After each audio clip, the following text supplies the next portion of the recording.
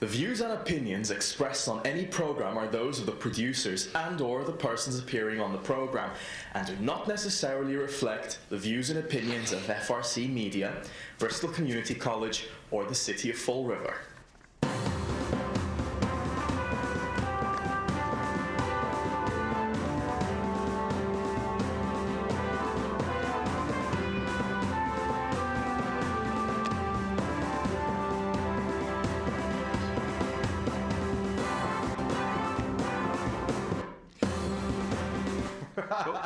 That music is... Well, hello, welcome to Spindle City Straight Talk. I'm Chip. I'm CJ. And it's a Wednesday, and boy, it's the Wednesday after a city council meeting, and wow, do we have all kinds of controversy. What happened to decorum? I mean, I can remember very clearly at the first city council meeting that Sean Kadim said, I will maintain decorum. There will be no outbursts. There will be no lack of decorum within this council chamber. Yet last night, the city council and the mayor had no decorum. I mean, it was unbelievable. And, you have to say to yourself, who's got control of this circus? Because it was unbelievable. I was watching it and I was up until 2:30 this morning watching this over and over and over again. And I was like, this can't be real. And then Mayor Brown couldn't make it last night, so they said, we'll put that off to address net school spending, but the state's already addressed it. So why are we addressing it again? But I thought the pièce de résistance, the wonderful part of the evening was when the mayor put himself in the well in the city council chamber without an invitation. Talk about violating every protocol under the sun. And honestly, I had to review it several times. He acted like a spoiled child throwing a tantrum. He was sitting there saying, let me explain this. I've already done this and I've already done that. He's unbelievable. And, many people throughout the evening and this morning on other media outlets were saying very clearly, this was ridiculous. A former mayor came out and said, you have decorum. The president can't go into the House or the Senate without an invitation.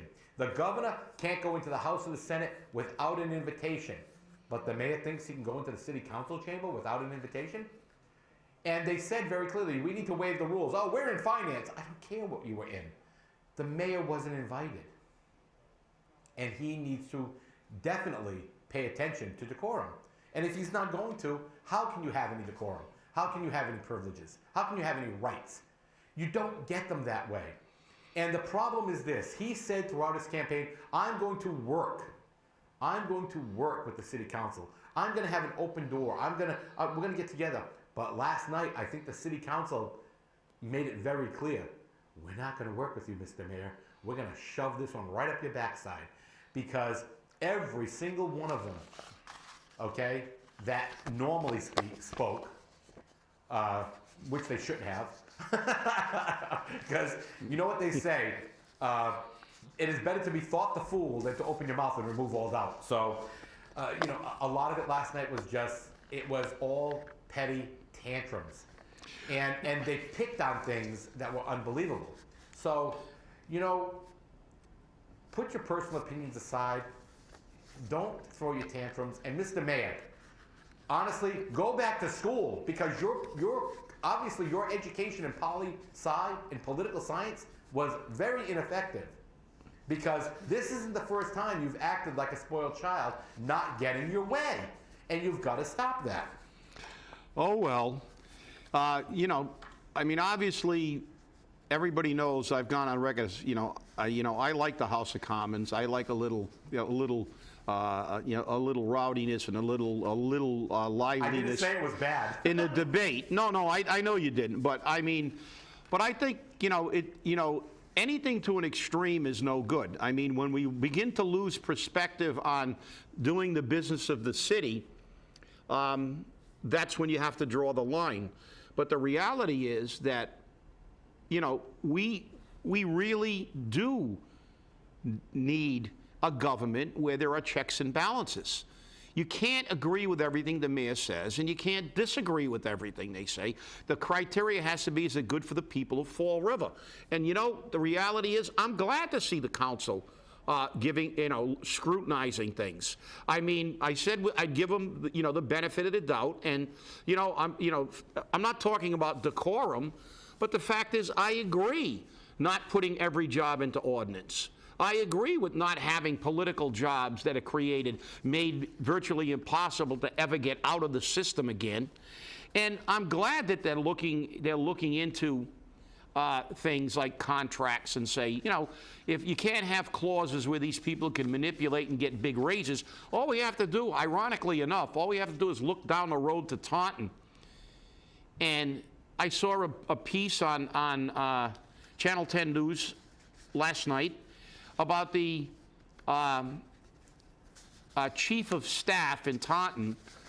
The mayor is attempting to raise her salary from $42,000 to $73,000, and which is absurd. $70,000 for an assistant. And I don't care what kind of title. It's like calling a janitor a sanitary engineer. He's doing the same job, but if you call him a sanitary engineer, you got to double his pay. Well, look. And he said, well, that's what they're getting. Well, that's one of the problems with government. They come up with these justifications. All we need to do is have one city or town give somebody some obscene raise for doing virtually nothing, and then every other single politician throughout the state will say, oh, they did it in Taunton, because you know what's going to happen next if they do it in Taunton? Fall River's going to say, oh, our mayor's going to say, oh, my guy's only getting $45,000. Let's raise his salary to $75,000. This is the problem with government. This is what they do. This is what they do best. Spend your money and create jobs and pay not the people who do the work, but the people who they give jobs to ridiculous money. And I'm glad to see the council disagreeing. And as far as the mayor going down into the well, look, I hate to tell you this, but a little civics lesson here.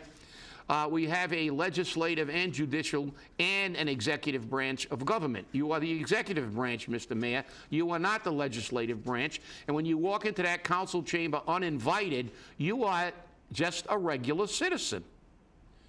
And you just can't walk into the well and decide to take over. As CJ said, if you watch the State of the Union address, they announced the president, and he was invited there. You can't walk into those chambers. It's a different branch of government. And that's what it's supposed to be. Checks and balances. Everybody's not supposed to agree. That's another Goebbels lie that they try to foster on the people of Fall River, that somehow it's negative, the big word, it's negative not to agree with every single thing. So you got one camp saying, oh, they won't let the mayor do anything. And you got the other camp saying, the mayor's trying to do, I don't like what the mayor's doing. Well, forget about it. That's got nothing to do with who's doing who to what or to whom. But the fact is, it's what's good for the people of Fall River. And I believe, and it's my opinion, that putting jobs, especially these political jobs, in ordinance is the worst possible thing you can ever do, because you'll never get rid of them. And just like these little attachments that all these administrators get that say, if they give anybody else a raise, you can come back in and you can get a cost of living based on a consumer price. That's what our state legislators did.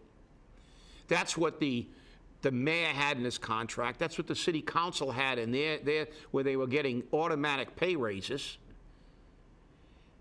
And I will tell you something. I negotiated for 24 years against this city, and every single time I negotiated with the city of Fall River, when they asked me what I wanted for a pay raise, I said the same clause that you have. I don't want a pay raise. I'll take zero. You give me the same language that gives me an automatic raise based on a consumer price index. And you know what they told me? Are you nuts? We're not going to do that for you. Why? Because we have to work for a living. But the people who are political hacks get to have clauses like that where you never know they're getting a pay raise. It's just automatic. Cost of living goes up, they get a pay raise. Well, it's not. It's a cost of living adjustment. That's politics. This is what's wrong with government, which segues me into Atlantic City. They're preparing to declare them bankrupt. And they did a study. What was the ratio? How many workers did they have in the city government of Atlantic City in comparison to others? I think it was like 1,100 to 1. Yeah, it was absurd. And that's what happened. Because when Atlantic City was the only casino industry in the eastern United States, they were making huge money. And what did they do with that gigantic money? Politicians' pockets. They gave everybody they knew a job, they lined their pockets, and they did nothing for the city of Atlantic City. And now the city of Atlantic City is going to be bankrupt, and it's a mess. Why? Because the casino industry, and let's not get into a gambling thing here, because just like everything else, now everybody opened up gambling. Philadelphia, which is less than an hour ride away, opened up gambling. That really hurt. And now with all the casinos opening up, it's become an extremely competitive, industry. But it's the same thing that happened with the textile industry in Fall River, the steel industry out in Pittsburgh and areas like that, the auto industry in Detroit. Cities putting all their eggs in one basket, looking for one industry to create and create all its economy and cure all its problems. The only problem with that is those industries don't last forever. There will ultimately become competition, and ultimately that industry might fail, as our auto industry did, as the steel industry did, and as now the casino industry in Atlantic City is doing. It's not a Las Vegas destination. And, but the reality is, what do we get from this? Let's look beyond the bankruptcy. Let's look at what caused this, the underlying cause. The underlying cause is politicians raping and pillaging as much as they can. And if you look at how many city employees they have, very high-paid city employees, it's horrifying, because nobody cared when they had tons of money. Now somebody's looking and saying, holy crap, how do we get this many people working here? We got like 5 times the number of people doing it that other cities do. Why? Because what have we said on this show 1,000,000 times? You give the government the Sahara Desert and they'll run out of sand in 5 years. And, within 5 years, they'll be out of sand. And that's what you do. That's what they do best. They don't fix anything. They have studies, they give their friends jobs, and they don't give a crap. And it's up to us to make them do it. Yeah, well, I looked at the Atlantic City issue, and, we talked about this earlier in the week, off air. And I call it a tale of two cities, because Fall River was in the same thing. And as you said, we put all our eggs in one basket. And you know what you get when you put all your eggs in one basket? Scrambled eggs. I mean, bottom line. And we start looking at these things, and, we're dumping money into drug czars, okay? And it came very clearly out last night at the city council meeting. We don't need to focus on abuse prevention. We need to focus on prosecution. We need to focus on stopping the drug trafficking and the drug dealers. So who cares about prevention? The school system already has that in place. That's being handled by outside nonprofit agencies. Okay? We need more police officers. And the chief has said several times he needs a complement of at least 235 police officers. The fire department has said the same thing. Okay? And that's why I firmly believe we need to take police and fire out of the political realm and place that in ordinance. And I'm not big on placing things in ordinance, but putting in an ordinance which says the Fall River Fire Department shall be staffed according to NFPA standards. I won't put the number in because God knows what the number will be in 5 years. Because it could be 1710, 1720, 999, 666, who knows?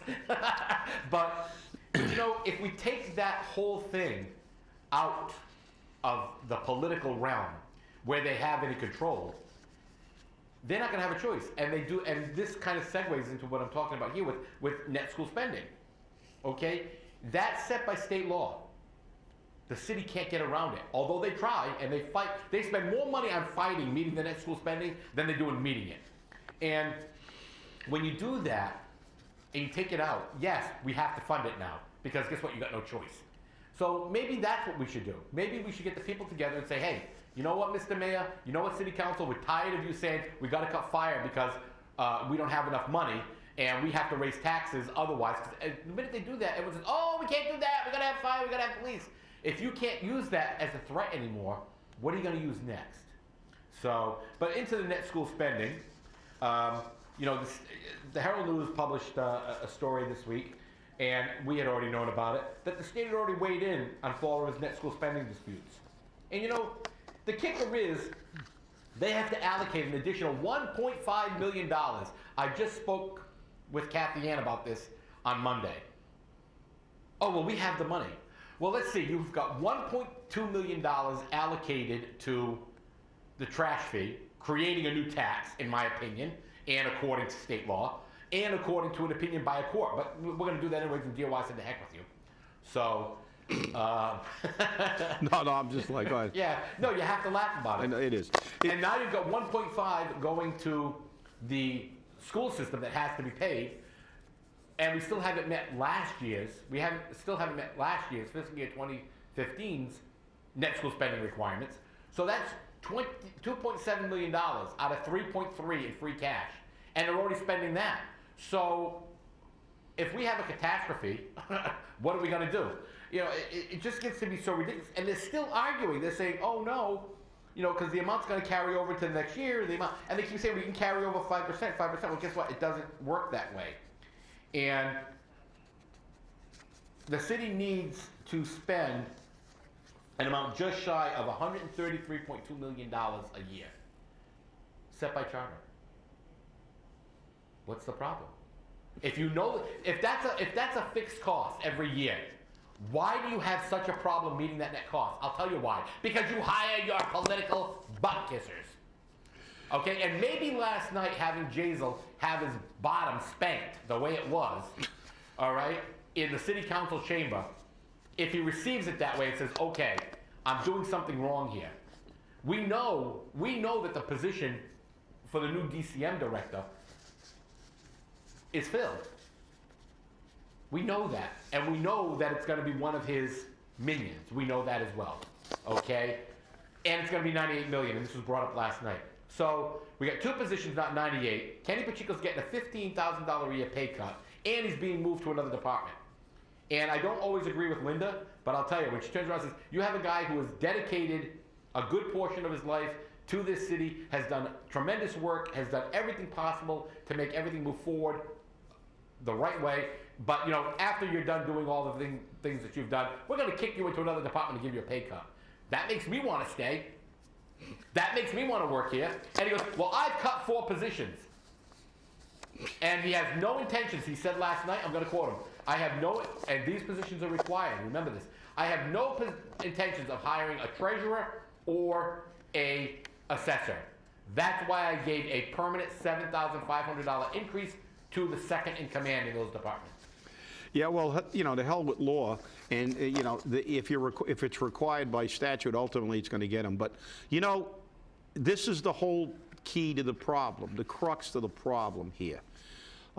You know, we see government at it, you know, we're beginning to look, and it's great because people in Fall River are beginning to look closely, and people throughout the country. This is the reason everybody's disgusted with government, because, you know, there's 2 jobs where you can screw up all the time and never get fired, and most of the time you get a pay raise. That's being a weatherman or a politician. Yep. Because, you know, that's the reality. And it was nice to see, you know, I mean, we've got this article about the state sends erroneous tax forms out to people because somebody can't make a simple code. It only happens once a year. You send out a 1099.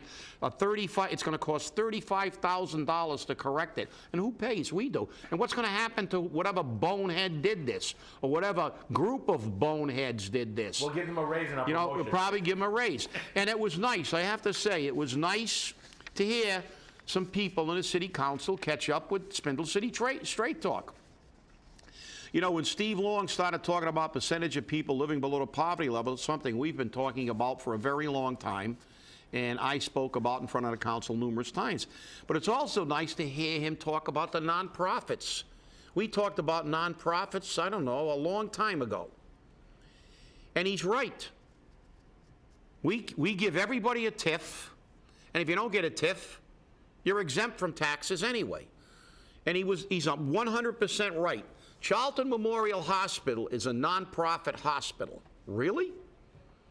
They spent $1 million on a FOIA to improve their FOIA. I want to see publicly what the board of directors' salaries are in a nonprofit, and I can guarantee you some of them are making nearly $500,000. If not more. If not more. Because I remember years ago when I was on a board of directors with the CEO of Charlton, in the Fall River Regional Task Force Board of Directors, I know their board of directors were making almost over $200,000 then, and that was during the Carlton Viveris administration. So don't talk to me about nonprofits. You're paying your board of directors millions of dollars. And what do? They show up a couple times, once a month or something like that, and they, you know, and they all figure out where they're going to go on their next vacation. And they're a nonprofit. They're a nonprofit like, you know, I'm Santa Claus. You know, the fact is that they're a nonprofit to protect themselves from lawsuits because you can't sue a nonprofit. It's capped how much money you can get after they kill you. So, and that's a fact. I know. It's a fact. You know, they remain a nonprofit. As far as I'm concerned, nonprofit unless we have socialized medicine in this country, there should be no hospital unless it deals with only indigent patients should be a nonprofit. Because that's the biggest crock I ever heard in my life. We provide police protection, fire protection, and to those things, and I remember spending half my life at Charlton Memorial when they put in a new alarm system, and it was coming in anywhere from 5 to 10 times a day because there were all kinds of problems. And what do they pay? Big fat goose egg. And Steve Long is right, but you know why they don't get charged? They all donate to the politicians. They all donate. Even the janitors at Primacare gave $500 to Flanagan. Everybody that worked in the building, and you're not going to tell me a janitor scraped up $500. That was coming. Somebody gave him that to give them, and there should have been an investigation about that, as far as I'm concerned, by the United States Attorney General. But the fact is, this is the way the game is played. They play while we pay. And I'm glad to see the council do it. And the decorum factor, well, like I said, I've always been in favor of the House of Commons. You know, if it was up to me, I'd give them like, wiffle bats and let them attack each other. But I'll tell you. But as long as some really lively debate is good, and they're supposed to check with each other. But we get back to that thing I continue to harp on. That is, the only criteria that should be used to determine what the right course of action is, it is what is in the best interest of the people and taxpayers in the city of Fall River. I'm tired of hearing, they're not letting the mayor do what he wants to do. Well, if what he wants to do is wrong, they shouldn't be letting him do it. And if the city council blocks him from doing something right, they should be condemned. But to say that, to look at these things and bring up ideas like Steve Long did about something, an idea that's, by the way, has been bantered around for a long time. We've been talking about this for a very long time. Nonprofits should get a fee. Nonprofits pay in Cambridge, the second richest community of our size in the state. They pay in a lot of communities. They pay a fee for service that they receive, and justifiably so. And I'll tell you what, I don't want to hear that they're a nonprofit. When you're paying your board of directors $500,000, I'll tell you what, I'll take that nonprofit job. Well, Chip, nonprofit doesn't mean that you don't make money. Nonprofit just means that on paper, you don't make money. Exactly. So if you're making too much, you build $1 million FOIAs just to waste money. Exactly. That's what you do, yeah. But the thing that I think was great, and I mean, I like Madeline Coelho. She's the Human Resources Director for the City of Fall River. She's always been very cooperative. She's always answered my questions. You work with her regularly.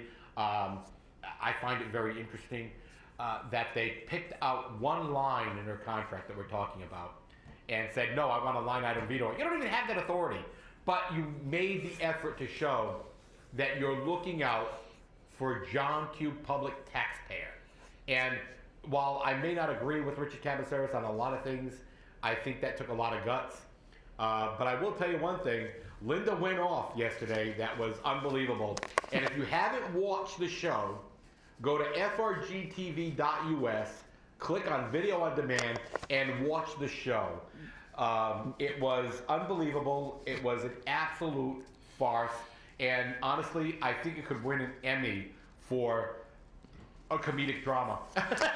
Well, you are right, and I have to say, number one, I do work with Madeline Coelho. We have, as a matter of fact, we have 3 meetings scheduled next month of the IAC. And she does a very, very good job. She works hard. She's a hard worker. She's very, very conscientious. That department is at the top of the line for service. When my people call there, the people who work in that department always try, and they work really hard to fix the healthcare issues and the problems. So she does a very good job. But I may not, as you, I disagree with Richard Cabaceras on a lot of things. But he was right on target with that. And, unfortunately, they don't have that power. But you're right. It's nice to see they're looking at this because, you know something? That, as I said before, is one of the problems. You can't give these people special consideration that you don't give the rest of the people. We've created a monarchy here, and you can't allow people to get virtually automatic pay raises when the city workers don't. And he was 100% right when he said you can't expect the sacrifice to be shared and ask for no pay raises across the board for the people who are actually out there in the trenches and then have things like this in the contract. As far as I'm concerned, that doesn't only stop at the city of Fall River. If I had my way, I would eliminate the automatic cost of living raise for all our state legislators, because that's the way they conned everybody after they got crucified for giving themselves a pay raise on Halloween night, the Halloween night massacre. Yeah. That's right. And so how did they fix that? They said, the hell with these clowns. We'll never, ever ask them to approve our pay raises again. We're going to just write into the law that we get an automatic pay raise. And you know something? If you and I can't get an automatic pay raise, they shouldn't get an automatic pay raise. Kudos to Linda Pereira for what she said last night. She was on target. And as I said, we'll always give credit where credit is due. Kudos to Linda. She was on target. Richard Cabaceras was on target. Steve Long was on target. It was good. And it was nice to see that they're examining these things, and it was good. And as far as the decorum, well, I like it, but I think Sean said he was going to keep things very, very within the decorum, so I guess he's going to have to work on that. Yeah, well, the big thing is, we only have a few more seconds. Last night on social media, it went nuts, and they actually started posting pictures of Linda with recall. I was like, the word is beginning to have a negative connotation, and guess what? Yes, you're right, but it's the last-ditch effort. Okay, work with these councils and find out. And you know what, Mr. Mayor? Don't expect us to just fall in lockstep with you because I don't do the goose step. Sorry. Stay angry. And have a great week. We'll see you Friday.